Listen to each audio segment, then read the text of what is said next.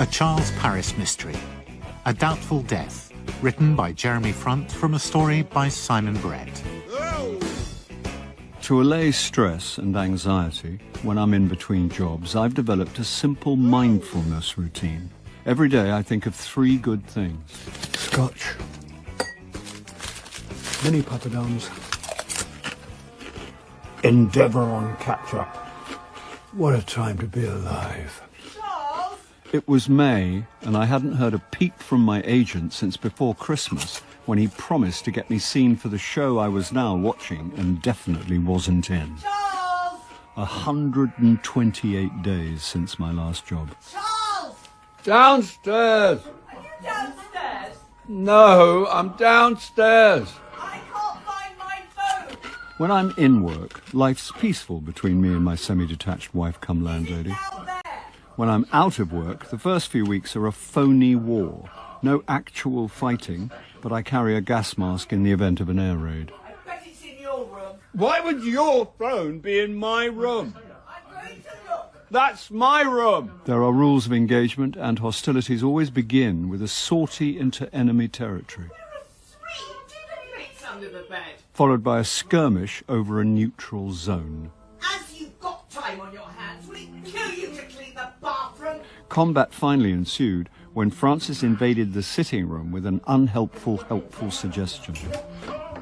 What about minicabbing? Are you stark raving mad? You've got a licence? I haven't got a car. Details. Quite an important detail for a minicab driver. Always got an excuse. I need to turn this down. I'm trying to watch Endeavour. Shh! I'm calling my phone. Hang on. How could you not know you were sitting on it? I've got a well-upholstered booty, catch. Don't throw it. I'm expecting a cab text. I could have given you a lift. You haven't got a car. You have. I'm fine. There you go. If you don't want to be driven by me, why should anyone else? I don't want to be driven by you because you've been drinking. Fair enough. But when you're sober, you could drive things. Things? Parcels, packages. I'm an actor, not a delivery driver, nor will I contribute to the obesity crisis. What? If people actually went shopping in actual shops instead of sitting around on their backsides... As opposed to sitting around on somebody else's sofa watching somebody else's telly, troughing a bag of somebody else's mini poppadoms and contributing to the obesity crisis. This is research. Eating mini poppadoms? I need to be up to speed in case Maurice gets me an Endeavour casting. Maurice, I don't want to badmouth your agent, but a definition of insanity is repeating the same action over and over and expecting a different result. I worry about you, Charles. I'm like a cat. You cough up fur balls. I always land on my feet. Paws. For effect? Cats have paws, not feet. Got it. I do worry about you. What do you do when I'm not here? Rewind and watch it later. Not tonight. What'll you do when I'm not around? But you are around. For now. What does that mean? The thing is, The thing is, what? What thing? I've been waiting for the right time to tell you. Francis? Taxi's here. Leave it. I'll be late. Francis! Don't wait up. You can't freak me out now and then leave. Francis! Enigmatic exits always put a crimp in my evening. This one cast a long and gloomy shadow. I set an early alarm, hoping to catch her in the morning. Crack of dawn, and she'd already gone out. Who goes to the gym before 11? Returning to bed was futile, so I shuffled to the kitchen for a weapons-grade espresso. Another day. Another good thing. Good one at lasted. I see Nosferatu continues to stalk this earthly realm. I never suck blood before lunch. Certainly not blood that's 60% proof. Yet the living dead still deducts 10% of any blood he does drink. Nothing dead about me, Bubbler. I've never felt more alive. Full of the joys of spring, skipping through Soho Square at Sparrow's Fart, there was a distinct whiff of verdant renewal in the air. Verdant or vermin? Sap was palpably rising in Old Compton Street. Ugh, too much info, but I'm happy for you. No, Charles. I'm happy for you. Why? Why, he asks. A job is why. Get dressed, come into town, and I'll give you the lowdown. How do you know I'm not dressed? This is a FaceTime call, and your Jason King kimono's all agape. What? It's like giving an iPhone to a chimp. Oh. Stop waving it around. I'm trying to turn it off. I'm not talking about the camera, and you've just taken a pic you might want to delete. Oh. Come into the office, and I'll buy you a revivifying yet moderately priced lunch. I need to check my diary. Don't kid a kidder. Be here for one, hun. I hope you like broth. Broth? It's a thing. Maurice is all about the broth. Hi guys, first time at Brother, where art thou? Oh no, I'm very much Wheon savvy, but my friend's a broth virgin. Let's just say I'm soup curious. That's what we like. Okay, I'm going to grab me a barrel and tell you how it works. As a broth repository, we're all about oral wellness. She had me at all. Charles. We've got a trilogy of foundation broths. Trilogy? We've got our beef bone broth, chicken bone broth, and vegan broth. Doesn't quite work for me. The broth? The name. Oh, brotho, where art thou? It's a pun. Not really. I think so. Close, but not quite. Broth, Yeah, I get it. Broth, Charles. Piecing it doesn't make it work. It's fine hyphenated on a menu, but brother doesn't sound like brother. I don't know who came up with your branding, but... That'll be me. We'll have 2 chicken bone broths, extra turmeric, extra ginger, extra spring onion. Chili and coriander? Why not? Give us the works. We could all be dead tomorrow. Does it come with a roll? No. I asked for bread, not crystal meth. Who eats bread? I do. Bloat in your own time. And she sat down, which is inexcusable in my book. What book? She crossed the line of formality. There's a line. A line of fake friendliness. You prefer genuine rudeness. Cordial formality. Next time I'll take you to the Ritz. Seriously? Not while there's breath in my body. Oh, what's the job? The job? Oh, the job, yes. Hold on to your barrel. Remember I chivied you into that physical theatre workshop last summer? Oh. 2 chicken bone broths, extra turmeric, ginger, spring onion, chili and coriander. I looked down at a jam jar filled with what looked like an early morning sample. It smelled of Puritanism and tasted of disappointment. Congratulations. You passed the audition. For drinking stock. For kick fever. Well, that was a year ago, and I wasn't aware I auditioned for anything. Why do you think I moved heaven and earth? To get you into a workshop with the most zeitgeisty theatre group de nos jours? I thought it was a punishment. Tomasz Glinka is the saviour of British theatre. This week. He's the theatre practitioner's theatre Pass practitioner. the pepper. Don't get too excited. It's difficult to get excited over salt water with bits. Forget the broth. I'd love a roll. He's offering you a roll. A bread roll. Who doesn't serve soup with bread? It's not soup. It's broth. Sophistry. What's the show? Hamlet. Oh, give me a break. This is a break. The kind of break I could do without. Hamlet again. What's wrong with Hamlet? Nothing was wrong with it 400 years ago, or the first 5 million times it was staged. It's Shakespeare, Philistine. Oh, Shakespeare. What are you, 12? There should be a moratorium on Hamlet. Barbarian. Not just Hamlet, Shakespeare. Ban the canon for 100 years. Call yourself an actor. I'm serious. Thought you were all about the art. I am. I'm just not about wearing tights and shouting Tudor verse in the evening. No one wears tights anymore. King Lear, Regent's Park open air. All right, they were tights. You saw my Edgar. I could hardly miss it, dear. Stop it.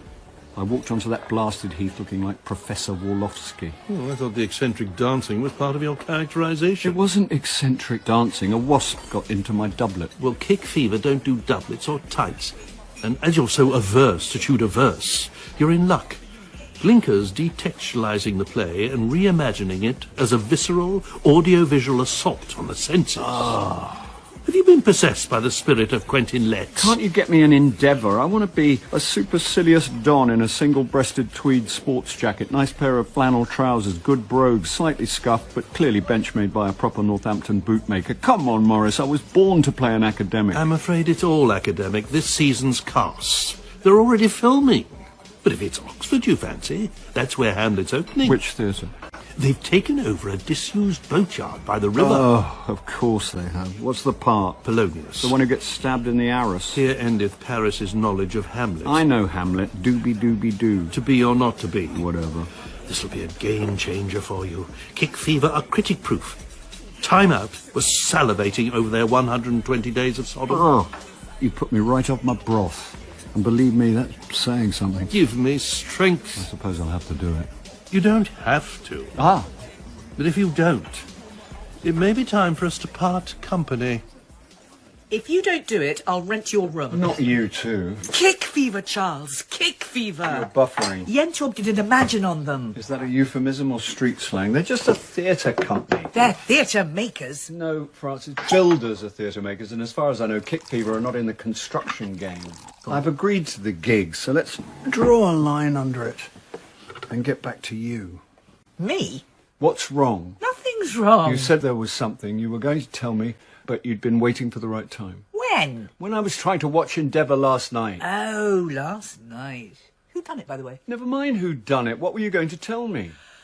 Oh, that. Yes, that. You still haven't told me what that is, so now it's my turn to worry about you. Something's wrong and I'm scared. Of what? Losing you, idiot. Now you've made me upset, which is very uncool for an emotionally repressed man of my age and social background. Will you please tell me what's so important that you've been waiting for the right moment to tell me? I've been doing a lot of thinking and talking to friends, and I'm going to travel. You mean you're going on holiday? I'm going to travel. There's a difference. The only difference is a smug sense of self-righteousness and the length of time you're away. Well, I'm going for a year. Aren't you a bit old for a gap year? How dare you? How dare me? You let me believe you were dying. I'm not responsible for your lurid imaginings. Anyway, we're all born astride the grave. Don't quote Beckett at me. We're all on the downward escalator. Could be upward. Trust me, Charles, your escalator's definitely heading for the bargain basement. So I needn't worry. About hell? About you, you're not in imminent danger. Not as far as I know, but I'm touched by the concern. As you're not about to drop off the twig, I can start mocking your gap year. Stop saying it like that. Are you backpacking with your besties? Shut up. You're going to get like a tattoo in like Thailand. Fingers and ears, not listening. You can't do a gap year without a tat, Francis. At least I'm open to new experiences, unlike Grandpa Grouchy. I'm open. I'll be the judge of that when I see you in Hamlet, assuming you don't bail out. I never bail. 50 says you'll be on a plane home first sight of a snake. 50p or 50 quid? Quid. I'll raise you. 100 says you'll bail before opening night. Deal. Oxford town, everybody. The next stop is Oxford. To the hardcore drama cognoscenti, Tomasz Glinka and Kick Fever are the mothership of contemporary avant-garde theatre. And on my walk from the station, a rash of publicity told me that the city of dreaming spires was already infected by Kick Fever fever. I paused outside the Sheldonian to read a poster. A piercingly relevant reimagining for our times. Kick Fever present Hamlet, enabled by Tomasz Glinka from the play by William Shakespeare. Ouch, relegated to fourth on the bill. If you like Hamlet, can I interest you in a ghost tour of Oxford? My accoster was tall, young, thin and pale, wearing a top hat and an opera cloak. Well, I don't believe in ghosts. Me neither, but I've got a 40k student loan to pay off. I feel your pain. You've got a student loan? I'm an actor. Ah, I feel your pain. Are you an actor? As things stand, I'm now just an unofficial tour guide back where I started. You were a student here. I've got the photos and student debt to prove it. I imagine Oxford's a good place to be a tour guide. It's just a bad time to be a graduate. It's always a bad time to be an actor, or so my agent tells me. Well, if you're ever in the market for a tour... I know where you are. I've got a portfolio career. Top hat and cloak, ghost tour of Oxford, mortarboard and gown, academic Oxford tour, wizard's hat and cloak, Harry Potter tour... I'm sensing a theme. Do you do anything without a cloak or gown? Oh, I'm not that desperate. No. It wasn't a proposition. It happens. But I wear a suit for the Inspector Morse tour and dress up as the Mad Hatter for the Alice in Wonderland tour. They all sound great, but sadly I'm here to work. Endeavour? Moot point. I don't suppose you know a boatyard called Clements and Sons? You're not with Kick Fever? Yeah, actually. Yes, I am. Cool. Cool? Very cool. Cool in the eyes of a millennial. I slipped the kid a few quid for his directions. Well, for showing me how to use the sat-nav on my phone. Oh, well, looky here. Charles Paris, as I live and breathe.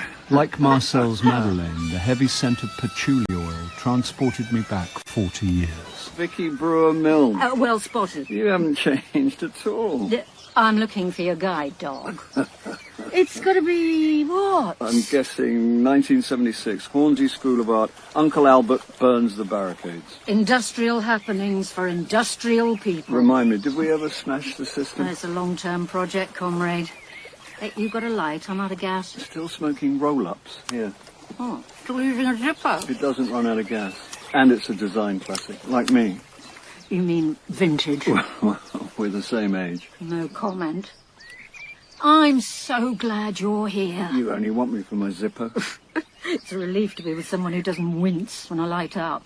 They're all joyless young Puritans, worshipping at the temples of their own bodies. Well, it's a physical theatre group. It does what it says on the mission statement. Yeah, in our day, physicality and pleasure were synonymous. Oh, don't panic. You're safe. Not my type anymore. Too vintage. Too male. Got it. I think we're going to have fun. Haven't you read the website? Kick Fever don't do fun. Oh, someone's done his homework. I bookmarked it. Our ethos blurs the line between performer and onlooker using a cross-platform multimedia immersive experience in which audiences feel uncomfortable yet complicit as they ask who is the viewed and who is the voyeur. And what's that in translation? No stage, no bar, and no tub in the interval. Why did I let my agent say yes? Why did you? She said she'd drop me if I didn't do it. Snap. I begged her to get me a Vera. I begged mine to get me Endeavour. Who are you playing? Ophelia? Really? Gertrude, idiot. You? I'm not playing Ophelia either. Ah, well, all the rules are off nowadays. Polonius.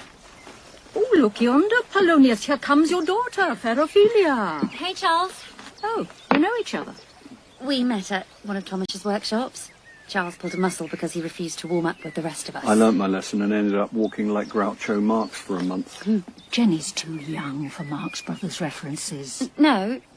Thomas asked me to play Virginia Woolf in a polemical performance installation dialectic based on a game of tennis Virginia played with Groucho in 1928. That sounds... Fun. It wasn't really about fun. More a set of choreographed questions exploring how nationalism and imperialist self-loathing were phenomenologically linked to racial bigotry in pre-war Europe. Sorry I missed that. Have you and Vicky worked together before? No, we just arrived on the same train. I think I shocked her with my bad behaviour. No. What did she do? I did. A Cornish pasty, a packet of salt and vinegar, a brownie and a ready-mixed can of G&T. That's 4 of your 5 a day. I wasn't shocked. And now I'm smoking. Oh, I'm sorry, Jenny. I'm a lost cause from a troubled generation. My generation have got our own problems. But you can address yours through choreographed questions. I guess maybe we're more emotionally intelligent. Emotional intelligence always sounds like an oxymoron to me. Well, this is nice. So, where's everyone staying? I'm commuting. Oh, good luck with that. I've got a room in a student house. Good luck with that. Oh, students aren't what they used to be. I think Thomas is waving at us. We ought to go in. I'll just finish killing myself. Did you see that up-down look? What? In a single glance, I was scanned, assessed, and found wanting. And that's a guilty walk, if ever I saw one. Guilty about what? She blushes every time anyone mentions Thomas. She's just enthralled to Kick Fever. If you say so. Hey, before we go in, can you tell me what a polemical performance installation dialectic is? You know Cats? Yeah? Not that.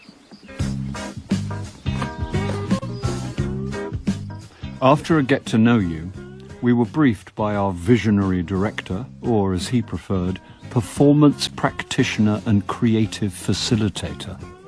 Welcome, everyone. Welcome to your new home. Thomas had renounced the title director as a throwback to a paternalistic theatre of autocratic despotism, or so it said on his manifesto. Anyone who's worked with me before knows that I don't direct.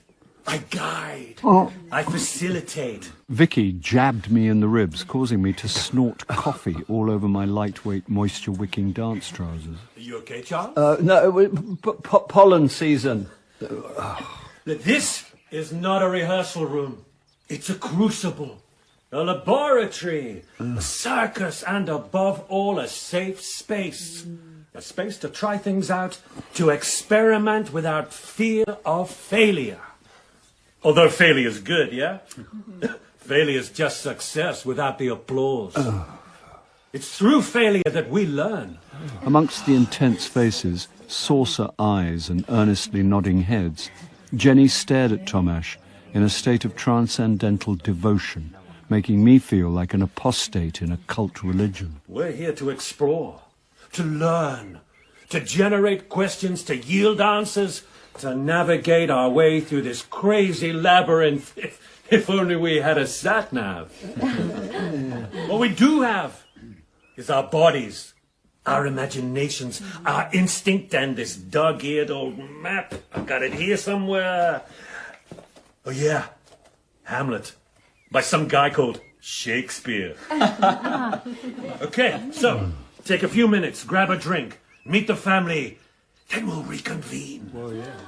All I wanted was an episode of Vera. Yeah, and all I wanted was an endeavour, but here we are, so let's show them we're still in the game. Charles, Thomas wants us for a connectivity duet. Coming. What's a connectivity duet? No idea. You still in the game? So, when Jenny's hands are on top, she controls all of your movements. Just stay in close physical contact at all times, and we'll see where it leads us. Jenny was 30 years younger and 5 stone lighter, so keeping up was easier said than done. Feel her energy flowing through you. After English at Oxford, she'd studied mime in Paris under a Polish dramaturg and trained in Chinese folk dance with a Lithuanian gymnast in Stuttgart. Fantastic! My professional career kicked off in Rookery Nook at Southwold Rep, so it's fair to say I felt a tad out of my depth.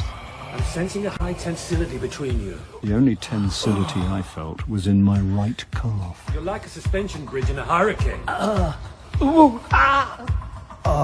You okay? I think I just snapped a cable. Fortunately, a cramp is just a cramp, but it was enough for me to be given a stick and to be sent home early to rest. I'm dead on my feet. What's with the limp? Cramp due to a connectivity duet, don't ask. Have you eaten? I haven't got the energy to chew and I've got to be up in 6 hours. I don't think I can do this. Then I win. That was an easy 100 quid. It's the commute, not the show. I think I'm going to have to find digs in Oxford. It'll be better than commuting. It can't be worse. Oxford's a great place to live. Tons of amenities, great cultural life, loads of restaurants and pubs. You love pubs. I'm only talking about moving for the run of the show. You never know, you might like it so much you decide to put down roots. I've got roots here. Yeah, about that. What? When I go travelling... On holiday? Travelling... Well, I'm going to rent the house. What? I'm going to get tenants. You've got a tenant? Proper paying tenants. Well, what about me? It's only for a year. What about my stuff? Most of your stuff fits into a couple of wine I boxes. can't believe you're chucking me out of my own home. A, it's my home. B, it's only for a year. And C, I'll ask around, see if I know anyone with a room going in Oxford. Why not just put me into a workhouse? I don't think there are workhouses anymore, Charles. It's only a matter of time. Still in shock, and after another hellish commute, the company gathered on a riverside path to film inserts for the show. How's the leg? Oh, better. And thanks for asking. If you don't want it to happen again, keep working on your core. If I can find it. I'm serious. The kick feeder method relies on mind and body being in balance. The more I explore Ophelia's physicality, the better I understand her mental fragmentation. Jenny, a moment. What was all that? Looks a bit heavy. Jenny wants me to work on my core. Remember when we just had to say our lines and not bump into the furniture? Now we have to say our lines while people pick us up and carry us around. And look at the way Jenny stares at him. Who? Tomash. She's like a midwich cuckoo. Tomash and Jenny were in deep conclave as they wandered into the trees. Why are adults dressed like wizards? Harry Potter's Oxford tour. My tour guide friend was in full wizarding gear, surrounded by eager Gryffindors. They want to know what we're doing. Well, if they find out, I hope they tell us. I need a coffee. You? No, I'm good. In search of my core, I went for a stroll, and that's when I spied Tomash and Jenny in a full-on embrace. I beat a hasty retreat and found Vicky by the bridge. You made the right call. Oh. Charles? Sorry, what? The coffee's filthy. Okay. Have you got phones? Just turning mine off. No. Hamlet phones. What's a Hamlet phone? 2 more phones over here, please. Okay. We've got remote cameras everywhere. Up in the trees, on the punt, a couple on the bridge. Here you go. 2 phones. Thanks. So everything we shoot this morning, I edit together to project onto 10 big screens around the performance space. So the remote cameras shoot you, but you also shoot each other. Viewer versus viewee, yeah? Viewer versus viewed. Whatever, it's only words, right? Look, the multiplicity of images is a metaphorical visual signifier for Hamlet and Ophelia's conflicted states of mind. That's why there are 4 Hamlets. There you go, but Ophelia and the Hamlets are young and narcissistic. So they're not just filming each other, They're filming themselves, like selfies. I did a lot of R&D at the National Portrait Gallery. Those miniatures they used to carry around? Basically, they're Tudor selfies. They use Nicholas Hilliard. We use Instagram filters.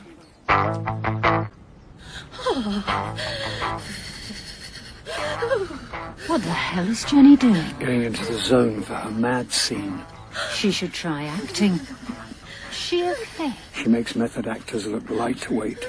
As soon as Jenny had reached peak Ophelia, Tomasz told us to raise our Hamlet phones. Ophelia was filming herself. The morning betime, We were filming her. and I am made at your window. Meanwhile, the whole thing was being filmed by adults dressed as Gryffindors, Slytherins, Ravenclaws and Hufflepuffs.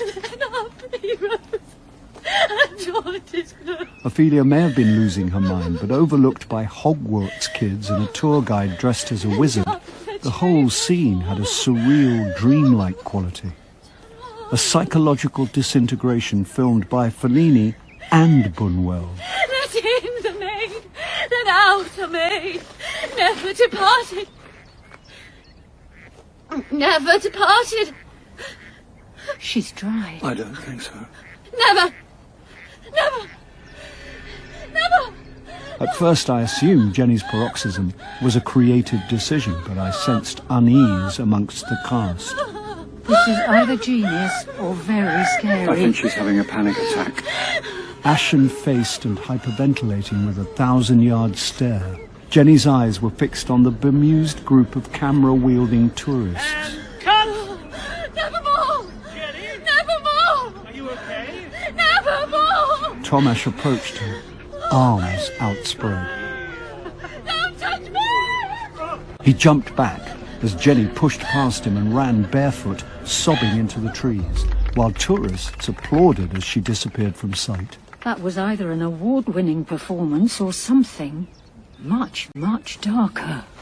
Fearing the worst, I turned to the actor playing Claudius, who looked back at me and shrugged. What we had witnessed left us both speechless. Then I remembered. He was a mime artist.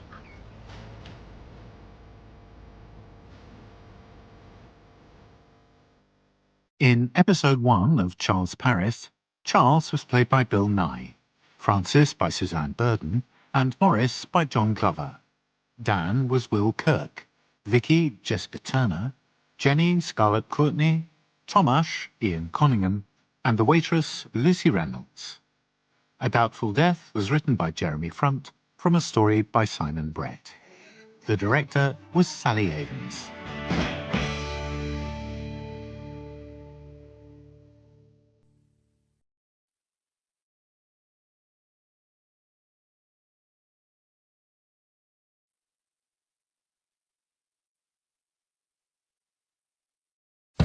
A Charles Paris Mystery, A Doubtful Death, written by Jeremy Front from a story by Simon Brett. I'd begged my agent to get me a small part in Endeavour. Where, sir? Station. Quick as you can. Instead of a lucrative 60s detective drama, Maurice signed me up for an equity minimum detextualized, physical, immersive, site-specific reimagining of Hamlet to be staged at an old boatyard in Oxford. 21:31 for London Paddington has been cancelled. Earlier that day, the actress playing Ophelia had suffered a meltdown, run off set and disappeared. Apologise for the delay, which is due to a suspicious package at Maryland. Then my journey home seemed to be jinxed. Apologise that due to an incident at Camden, there are no northbound trains. Dead on my feet, I hit the streets only to find what had become routine civil insurrection. By the time I got home, I'd been awake for 17 hours straight. Oh! What the... Charles? Why are you lying on the wall carpet? I nearly broke my neck on this stuff. You better not have broken anything else. Thanks for the sympathy. Ow!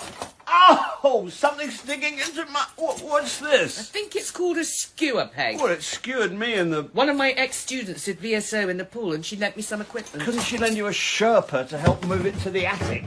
As part of her midlife cliché, Frances was planning a last-gasp gap year. Why are you so late? Great! Edited highlights will do. So I told her we'd been down by the river shooting phone footage for Hamlet when Ophelia had had a panic attack in front of the entire company and a lot of tourists dressed in Hogwarts uniforms. Any idea why? Presumably they like Harry Potter.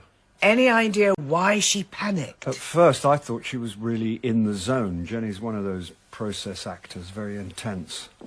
But a few minutes before her meltdown, I saw Jenny and our director kissing. You're always telling me it's a kissy business. Yeah, this wasn't that sort of kiss, and I wasn't supposed to see it. Do you think anyone else did? No idea, but shortly after that, Jenny freaked out, ran off, and disappeared for the rest of the day. The rehearsal schedule completely fell apart, and perfect end to a perfect day. My journey home was like an urban survival expedition. I thought Bear Grylls would appear and demonstrate how to purify water in the Kentish Town Road. Well, I've had a very productive evening making my own Dido. Are you sure you wanted to tell me that? It's a sort of Nepalese polenta. You're going to Nepal? Actually, I'm not sure where I'm going. There's some left over if you're hungry. Thanks, but I've got to be up again in 5 hours.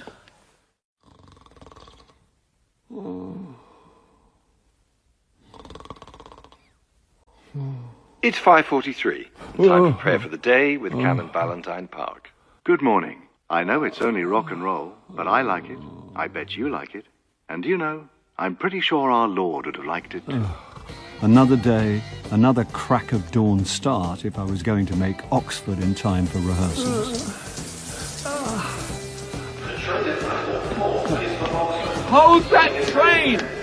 I'd given commuting a fair crack of the whip, but this, as they say on EastEnders, was doing my head in. Further on up the road, someone gonna hurt you like you hurt me. Further on up the road. Excuse me? Someone gonna hurt you like you hurt me. Excuse me? Further on up the road. Hello? Oh, hi. You're singing. What about it? No, you're singing. This is a quiet carriage? I was singing quietly. It's not a singing quietly carriage, just a quiet... Hang on, Francis. I'll take you outside. Okay, we're in the loo. Never say I don't take you anywhere. If this was a first date, it would definitely be the last. You do look haggard. You'd look haggard if you were rehearsing an uncompromising, detextualized, piercingly relevant reimagining of Hamlet on 5 hours sleep. Which is why I'm calling. I'm going to a school reunion, which would have been fun till I discovered Sandra Stonehouse is a dame. A dame, for God's sake! If not the dullest woman on God's earth, then pretty close, is now a dame. Who saw that coming? Not me, but I've no idea who Sandra Stonehouse is. She's the type who hangs the loo roll the wrong way. Where's the War Crimes Commission when you need it? Dame Sandra Stonehouse. So if we can just cut to the chase. My friend Cassie has invited me to stay the weekend. I take it Cassie's not on the honours list. No, but she teaches classics at Oxford, so I could put in a word for you. Greek word or Latin word? You don't speak either, but if you hit it off, maybe she'll let you move in. You're jumping the gun a bit. She hasn't wooed me with dinner and flowers yet. I'm trying to find a haggard man some digs. Oh! And the penny drops. If I drop a penny on this floor, I sure as hell ain't picking it up. Oh no. What now? Oh, how do you disinfect a phone? Just wash your hands. Before embarking on another day of physical jerks in the name of art, I swung into an old-school cafe for a slow-release, energy-boosting breakfast. What can I get you? Is your full English breakfast vegan, macrobiotic, low in fat, high in antioxidants, locally and sustainably sourced? No. I'll have that then. Brown, white or floury bat? Bat me. It better be a casting for Endeavour. Count your blessings, you're in work. Live in the moment, look at the sky. Listen to the bird song, be present in the now. Did you phone just to spout mindfulness platitudes? Remember Pixie? The unpaid overworked intern who became your underpaid overworked assistant. She is now a fully fledged agent within the Maurice Skellen stable. It's a stable. That explains the smell of horse. She handles a select list of young up-and-comings, including someone you're working with.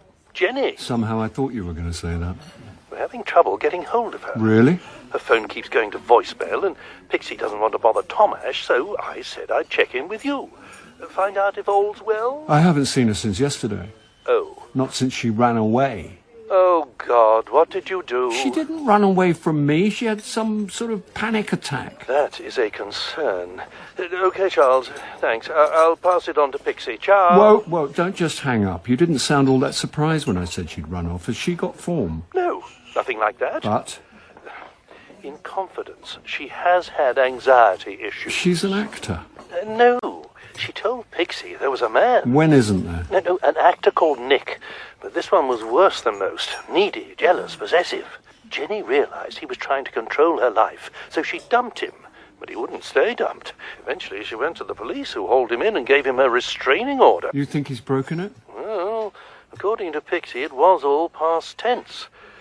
Jenny was in therapy for a while, but said she's over it and everything's great. We all tell our agents everything's great. We don't want you sniffing weakness. Agents aren't the venal creatures you think. We have a duty of care to our clients. Doesn't extend to getting me an endeavour. One full English with a flowery back. Oh, mustn't come between a man and his incipient heart attack. Ciao. Oh. Blimey, Charles, you look rough. So I've been told. Smugly fresh from her night's sleep, Vicky had warned me against commuting. Morning, guys! Okay, so please bear with me. Since yesterday, the schedule's gone to the wall. Leotis, I'm afraid we won't get to your rope work till this afternoon. And Charles and Vicky scenes pushed back to the end of the day. Bet you're glad you got up at the crack of dawn for this. Oh, don't. I knew Vicky from way back, and we'd rebonded as the only actors in a company of iconoclastic dancers, European circus performers, puppeteers, a nonconformist video maker, and an internationally revered avant-garde mime artist called Oleg. If you want to have a look, there's a room going in my place. Well, isn't it a student house? Well, if you're going to be picky... No. Okay, so, Ophelia, the three Hamlets and the puppeteers are already down the hall, so we'll start with them, yeah? I thought it would look keen if I sat in. Also, I hadn't seen Jenny since her dramatic exit, and I hoped to get some sort of grasp on what the hell Tomasz was doing with Hamlet. So, today we're exploring the spirit and tonality of the scene, investigating the quantitative cohesion of, for want of a better word, timbre. I was none the wiser. Modality of mood is everything, yeah. Okay, so, music!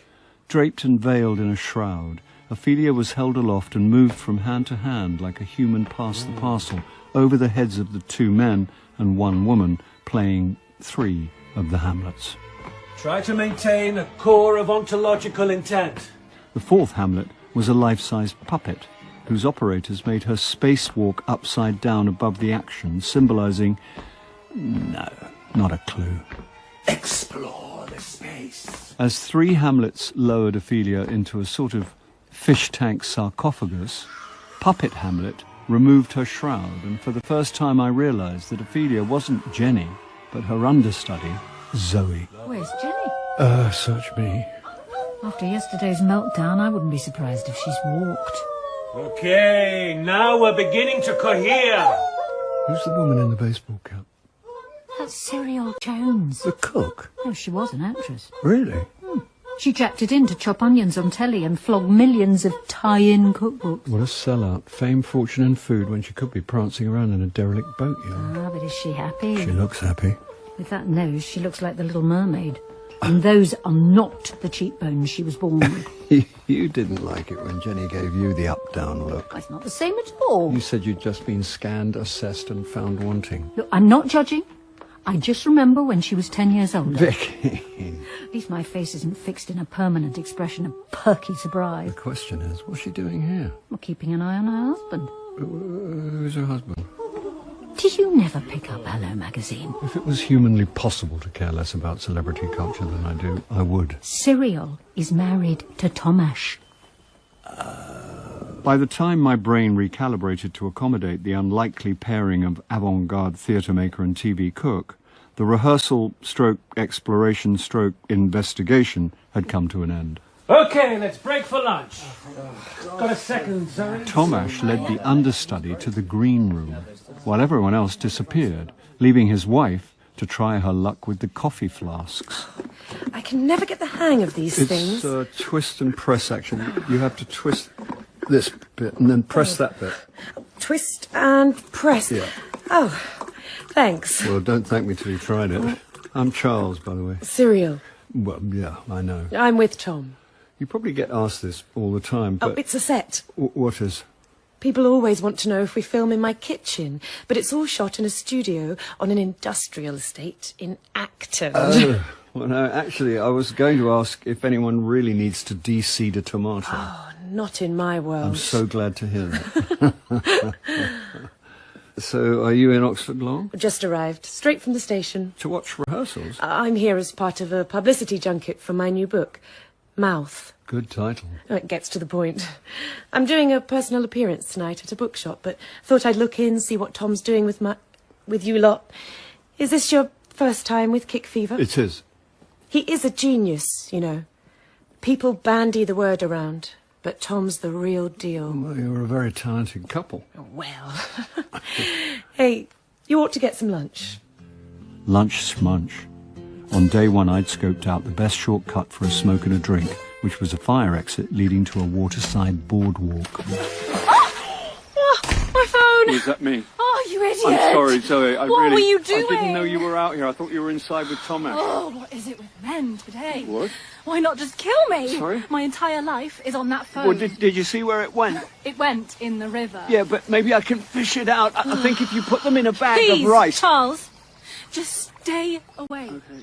Feeling shamefaced, I left Zoe to contemplate the end of days and sidled off to take refuge on a rusting old barge moored close by.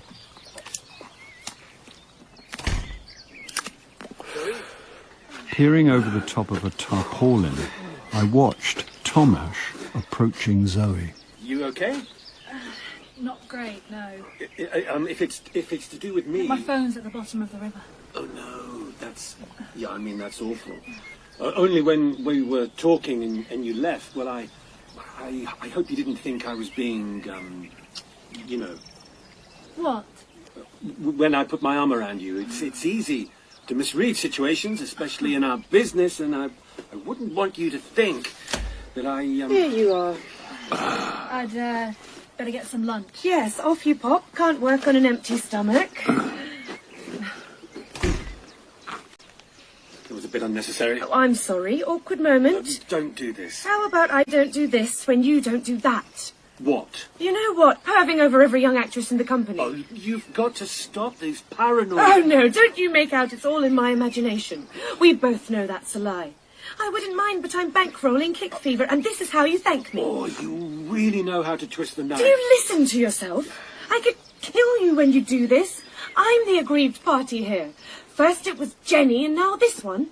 Do you know what? Why don't I phone the bank and tell them to pull out? No, think of the job. Think of our marriage. I gave up everything for you and your bloody company, but you can only push me so far. Get your house in order before I do something we'll both regret. Cookery's gain was acting's loss, but I restrained myself from applauding Cyril's exit line.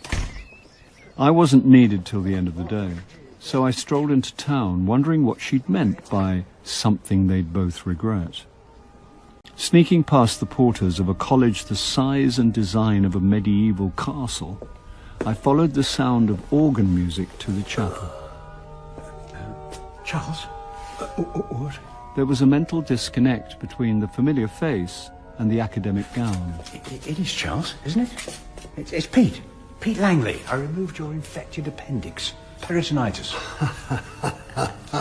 Holby City. Yeah. Sorry, Pete, I didn't recognise you without the scrubs. Oh, I left medicine behind some time ago. So I see. Yeah, I woke up one morning, I thought, there's got to be more to life than pretending I know what lymphadenopathy is. Time for a career change. Good for you. Funnily enough, I was sitting here thinking I wouldn't mind going back into full-time education. What? No, I'm not an academic. I just popped out for a breather. We're filming round the corner. I'm in... He didn't need to tell me. For the best part of a year, I'd nagged Maurice to get me an endeavour. Just a guest appearance. A supercilious don with a dark secret, a tweed jacket and a decent pair of well-made brogues. Nice shoes. Yeah, I'm playing the supercilious don. Of course you are. I'm not a jealous guy. But how come Pete gets to wear a tweed jacket and grey flannel trousers, while I end up doing a radical interpretation of Hamlet so physical it might as well be called Strictly Come Juggling in the Court of Bleeding Denmark? Are you in this? Me? No. I'm doing a show with Kick Fever. Well done, you. I'd love a crack at the old physical avant-garde. Maybe we should swap. Not with my knees. Strictly a lounge suit actor these days. Leave the acrobatics to fit young bucks like you. But, if you fancy a drink one night... Sorry, Pete. I thought that was off. I'm in the house of God, Maurice. I'll take you outside. I've got to get back to the Master's Lodge for my snarky interrogation scene. See you, Charles. Okay, I'm back with you. Are you in a state of grace? I've had an epiphany. What is it, my son? I need a new agent. Have we been necking communion wine? I just bumped into an actor who's got the kind of part... No, he's got exactly the part I begged you to get me. I'm an agent, not the genie of the lamp. It's not in my gift to get you everything you want.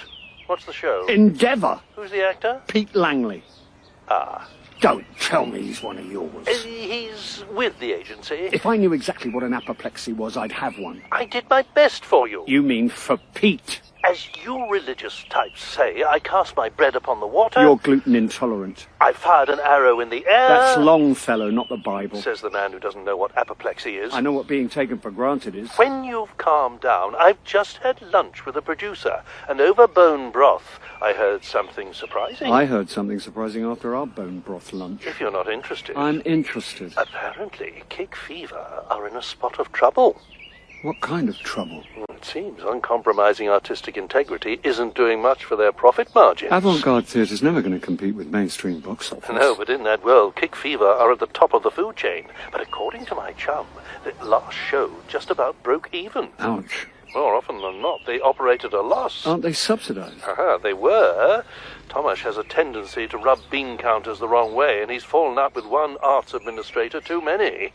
I had a feeling I knew what was coming. As far as I can see, the whole Kick Fever operation is being bankrolled by his wife's cookbook sales. Back in the street, I paused at a bookshop display of Tomasz's latest polemic, The Theatre Maker's Craft Towards a New Dramaturgy. This was dwarfed by a life-size cutout of his wife and a tower of her book, Mouth. If I could afford it, I know which book I'd buy. Oh. It took me a moment to recognise the suited young man. We met the other day. Dan? You tried to interest me in your ghost tour of Oxford. That's it. Yeah. Yes, I'm Charles. I'm sorry, I didn't recognise you in a suit. It's for my Inspector Morse tour. Did I see you yesterday in a wizard's costume? My Dumbledore. Versatile. So which book would you buy? Well, man cannot live by experimental theatre alone, so I'd go for Cyril Jones's Mouth. Yep, any day. Right, I've got 25 Americans waiting to see where Inspector Morse kissed Francis Barber in Death of the Self. See ya. See ya. While pubs are closing all over the country, Oxford has a surfeit. I'd just taken a sip in a snug where Christopher Wren enjoyed a pint before the Enlightenment when... Hi, Vicky. You busy? Not especially. Why? I'm back at my digs if you want to have a look at the spare room. Text me the address. I'll be straight round. In 20 metres, turn right. Normally, I moan about pedestrians staring at their phones. Proceed for 10 But needs must when the devil drives. Turn left. Or the understudy cycles. Oh, you stepped straight out, you bloody... Oh, guys, you. Sorry. Trouble follows you around. Yeah, it has been pointed out. You look a bit stressed. Yeah, well, my phone's at the bottom of a river, so no WhatsApp, no Facebook, no Instagram. Twitter. Who does Twitter? Right. As I'm off-grid, I've been round to see how Jenny is. How is she? I don't know. She wasn't in, and the people she's sharing with didn't hear her come home last night. I'm getting seriously worried. I'm thinking of going to the police, or am I overreacting? I suppose she's only been missing since yesterday. Yeah, but, well, the thing is, Jenny's had some issues. I suppose I'm not giving anything away. She's always posting about her private life. Personally, I think she overshares, because you can lose out on work if casting directors think you're a bit, you know... You said Jenny's had issues. There was a boy, Nick, an actor. They met here in Oxford when they were students. I got the impression he was sort of in awe of Jenny. Anyway, they hooked up, but he was one of these coercive, controlling types. She told me about the split-up, the restraining order, Jenny's therapy and recovery. Everything tallied with what Maurice told me Jenny had told Pixie. I really thought she'd taken ownership of her life again. Although she has been a bit odd with me a couple of times during rehearsals. Odd? How? Nothing I could put my finger on. She's just seemed a bit distant, remote, like she's had something on her mind. I decided to take a punt to see what else Zoe knew. Could it be anything to do with her relationship with Tomasz? Do you know about that? I saw them together. Did they see you? No. Is it a recent thing? I think it's been going on for a while. Jenny's done quite a few Kick Fever productions. Is it serious? It is for Jenny. Not for Tomasz. I couldn't say. Only I saw him apologising to you. Wow. What are you, a private detective? I'm just always in the wrong place at the wrong time. Had Tomasz been hitting on you? That's the wrong question. What's the right question? Ask any woman who's worked with him. Oh, I'm late. Sorry, Zoe. I've got to run. Oh. Where have you been? I bumped into Zoe. Well, she nearly bumped into me. Apparently, Jenny didn't go back to her digs last night. Zoe wants to go to the police. Oh, Jenny hasn't been gone that long. I said that too, but Zoe's really worried, and some of the things she told me have got me thinking. Well, before we start playing detectives, my housemates have been waiting around to meet you. Oh, okay, yeah, lead on. Shoes off. House rules. It's a student house. Do you want this room, or don't you? Hi, I'm Tim. And I'm Izzy. And this is Charles. Hi. Izzy's reading moral philosophy. Oh. I've always wondered, if you can study moral philosophy, can you also study immoral philosophy? That's a very good point. Funnily enough, I've been writing an essay on the morality or immorality of human procreation in the age of climate change and global warming. Have you read Karl Popper? Yes. Have you, Charles? No, not exactly. Not actually read. Oh. Do you have a preferred pronoun? I pretty much like them all. Charles is probably happy with he, him. Are you happy with he, him? He, him's good enough for me, I. Cool. I'm going to have to run. I've got a shoot. Shoot? Tutorial. Lovely to meet you, Charles. Tim and Vicky will show you around, but we're a very laid-back house. Bye. Bye. So, the spare room's at the back of the house on the first floor. Why don't I let Vicky show you, and I'll be in the kitchen when you're done. The last student room I'd experienced was damply musty, with top notes of unwashed sock and joss stick and bottom notes of decomposing rodent. This was very different. OK, we're done. That was very quick. I'll take it. Actually, Charles, I think that's up to Tim. Oh, sorry, Tim. What I meant is just what I'm looking for, so... Ooh, that looks good. It's just a sweet potato and barley risotto. We've got a rota. I love Indian bread. That's roti. Oh, yeah. I doubt that I'm up to your standards, but I can knock up a decent shakshuka. Tim and Izzy don't eat eggs. We're vegan. Well, you should try my baba ganoush. You like Middle Eastern food? I'm all about the ras al hanout. Once a week we have a meze night. And before you could say Jack Robinson, it was agreed I'd move in that night. Then Vicky and I set off for our end-of-the-day rehearsal. I'm all about the ras al hanout.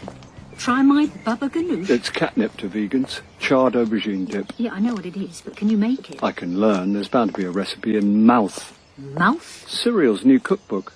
Have you heard anything about Tomasz hitting on actresses? Oh, God, everyone knows that. Well, I didn't. You're the wrong sex. You're not. I'm the wrong age. Also, he knows I'd break his arm. Are you sure this is a shortcut to the boatyard? I've been walking it every day.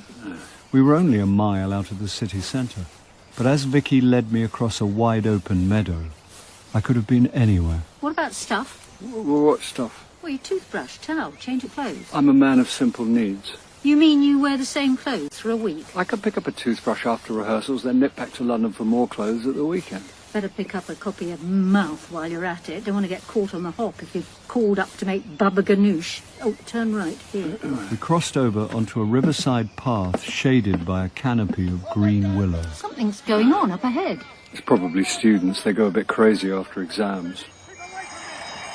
What the hell? Oh. Hello, Pete! Right, no, not now, Charles. Oh, sorry. It's not your fault. This area's supposed to be closed to the public. Oh, someone's for the chop. Reset, and we'll go again. Pete, this is Vicky. Hi. Pete's playing a supercilious Don in Endeavour. Oh, you can't beat a murder mystery with a 60s soundtrack. Yeah. When you're ready, please. They're coming! Better get back. And we'd better get out of shot. Yeah, especially as we're right by the body. There's no body in this scene. Washed up on the bank. We squinted down into a clump of reeds. Oh, my God. No garland of crowflowers, nettles, daisies, or purples. Help! Just a pale, bloodless hand floating beneath the surface. I think I'm going to be... And pre-Raphaelite hair undulating with the eddying water. Someone! Get help! Pete's impulse to get Jenny out of the water was understandable, atavistic, and humane. But no end of help was going to bring her back. The question was, how did she get there in the first place?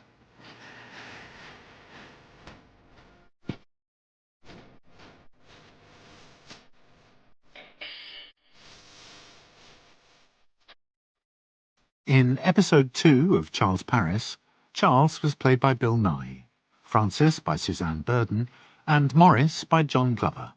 Dan was Will Kirk, Vicky Jessica Turner, Tomash Ian Cunningham, Zoe Laura Christie, Cyril Sinead McInnes, and Pete Neil McCall. Tim was Greg Jones, Izzy Lucy Reynolds, Cannon Park Clive Hayward, the waitress Amy Bentley Klein, and the train passenger was Adam Courting. A Doubtful Death was written by Jeremy Front from a story by Simon Brett. The director was Sally Avens.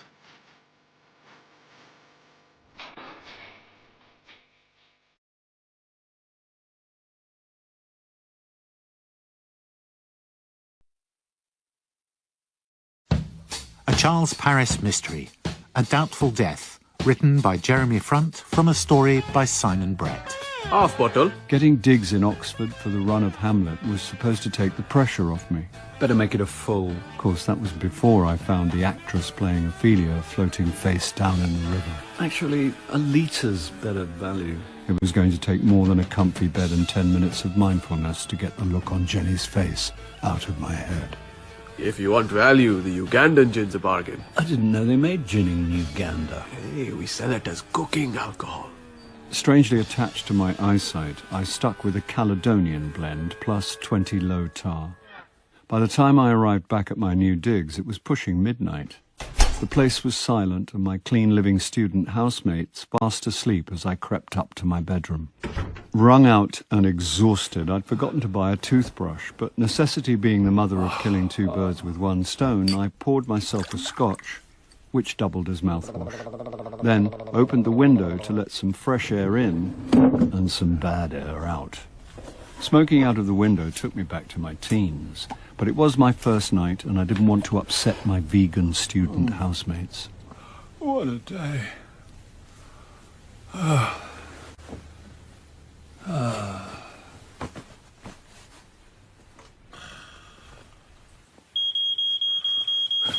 What's going on? Oh, no!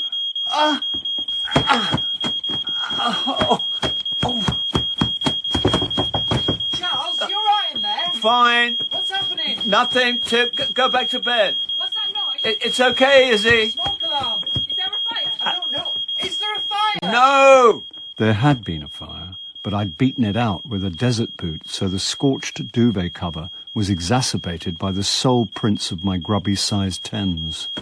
What's going on in there? The relaxed, laid-back moral philosopher now sounded tense and uptight. Can I smell smoke? No! Tim, can you smell smoke? You can't smell smoke. There is no smoke. There's no smoke without fire. There's no fire. If there's no smoke, why is the smoke alarm going? Probably a faulty battery. Hang on. Climbing onto a chest, I deployed the heel of a desert boot and whacked the alarm off the ceiling. Yep, definitely the battery. The burnt and befouled duvet was sprinkled with plaster dust and complemented by a hole in the ceiling. Are you smoking in there? You do know there's a strict no smoking rule. I'm going to ask you one more time. Are you smoking in there? No, I am not smoking in here. Have you been smoking in there? Do you mean in the philosophical sense? In a smoking sense? Open the bloody door before I kick it in! Guys, dial it down. Let's all go back to bed, but I'm calling a breakfast house meeting. Well, I've got rowing practice, so can we make it late? Say 6:30. I might still be rehearsing at 6:30. A.M. A.M.? Sharp. But you're students. I think it's only fair to warn you, Charles. I'm not sure this arrangement is going to work out. Oh.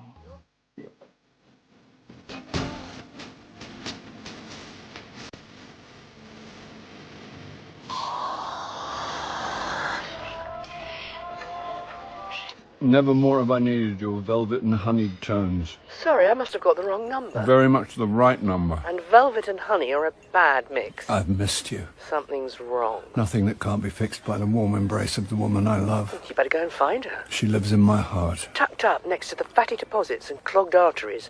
What's happened? Well, yesterday I got a room in a house. This morning I'm homeless. Don't tell me. You burned the place down.